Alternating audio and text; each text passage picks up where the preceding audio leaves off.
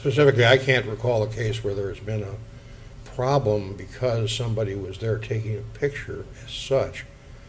It may well be in the 30 years I've been in this community that there's been situations where people have basically taken the position that they're entitled to be in a certain place observing something, and the police disagreed. That was the issue we talked about earlier, where the police feel that for whatever reason they needed to have people a respectful distance from what was going on, and somebody else wanted to kind of get in the middle of it. But I'm not aware of any situation where the police have ever overreacted by basically grabbing the object that was doing the photographing and saying, no, you can't have it. Sure. So, you know, with camera technology, cameras are getting smaller.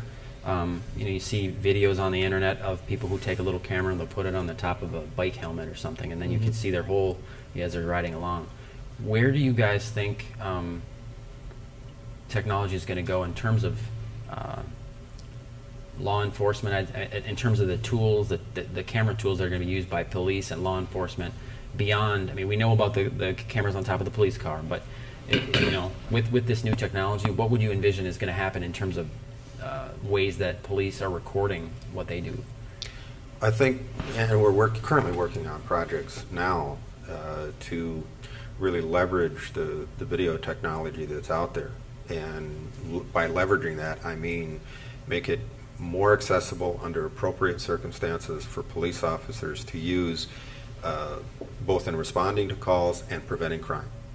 And literally, the technology exists now where when certain events happen, that an alert can be sent to an officer to say something is happening in this area that you should look at. And that can be fed into an officer's smartphone to look at and say, yeah, that looks like something that we need to respond to because there's a problem developing. So in real time you can see the video of something happening at Silver Lake. And I think that's the future of the technology, is that we've looked at this broader picture of crime prevention and public safety, and the solution for as long as we've been around is put more police officers on more corners in order to prevent crime.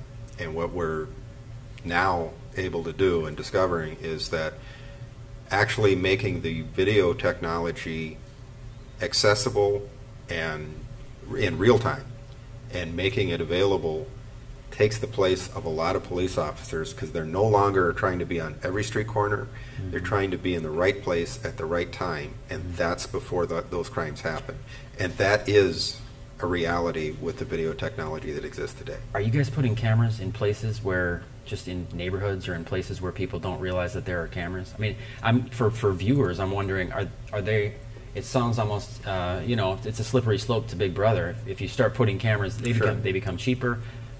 You know, I can imagine a world where you're putting a camera, you know, in different quadrants of the city so that you've got the whole place covered, and you know, nothing is private anymore. And I think that's a lot of where the public debate goes about what level of intrusion is appropriate. But I think the direction that the industry is going is not based on more government cameras for more government surveillance.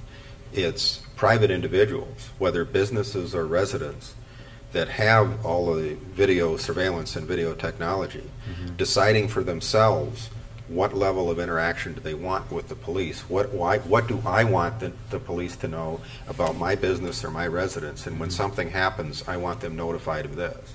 And I think if people have that ability to determine for themselves that if I have somebody at my back door at 2 a.m. in the morning, I want the police to know about that. I might not want them to know about it at 2 o'clock in the afternoon. That's a personal decision that they can make as to what information they want to share. And I think that's the direction that the technology is going, not more government surveillance, more government video cameras to just surveil in general. Okay. But for people to make a decision about their own personal safety, and whether that is a private residence or a business, and certainly we have the interest in the public areas where, as I mentioned earlier, that expectation of privacy is considerably less on public streets. I think that's the mix that we're seeing in the future. Okay. And Fred, well, any thoughts on that? I think the chief raises an interesting issue. I have traveled to London a couple of times, and according to what I read, London has more public surveillance cameras than any place else in the world. But most of your surveillance cameras in this community are basically from private business. I've mentioned some of the large retailers, almost all the gas stations. So, in a sense, the real issue might become, if I have this technology and I'm using it for my own purposes, for private purposes, at what point can the police come to me and say, I want a video of something I want a video of your facility that was taken between 2 and 3 p.m. on whatever date, and I want you to turn it over to me. I mean, arguably, most of the time, most of the merchants and people like that who are approached by the police will readily give this information up without a warrant or without a subpoena, but that is an interesting problem. And I think I'm less concerned in my own mind about what the city of Rochester might do in terms of surveillance videos than I am about all these various merchants and people like that, the places I habituate, who end up taping, basically recording what I'm doing without even being knowing about it. Although I accept, I accept the fact it's going on. I don't think about it a lot, but if you sit down and think someday about this. Well, and you have kind of an inside look at what's happening. Well, I do, but if I go to the Quick Trip and I want to buy some gas or some bananas or something like that, do I consent to be basically recorded on 6 different video cameras? And I'll guarantee you that every Quick Trip store in town has got at least 6. So that's the thing. So we should basically we should expect that wherever we are, I mean, if we're in a private business, it's possible that there's a camera that's filming us. Do you feel that's a safe? I wouldn't be surprised if there was one outside the door of this building when I came in at RCTC. I mean, it's just pervasive, and it's going to get more and more, that way, I think, in the future. On balance, do you guys think that it's been more positive than negative, the proliferation of cameras for just for law enforcement and the right guys getting convicted who actually did crimes? Do you feel it's beneficial, or? I think overall there's a better quality of evidence than we've had in the past, and if you have a better quality of evidence, I think that's good for everybody.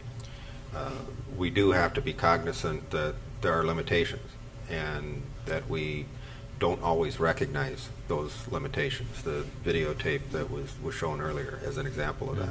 Our assumption is we saw a videotape, now we know the whole story, and that's rarely the case. But I think overall, as I said, better quality evidence leads to better results. Okay.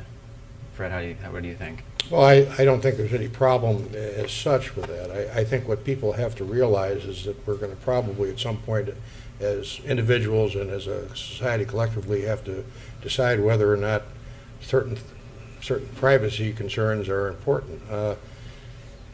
One of the more interesting areas of law that I'm dealing with nowadays is cell phone contents.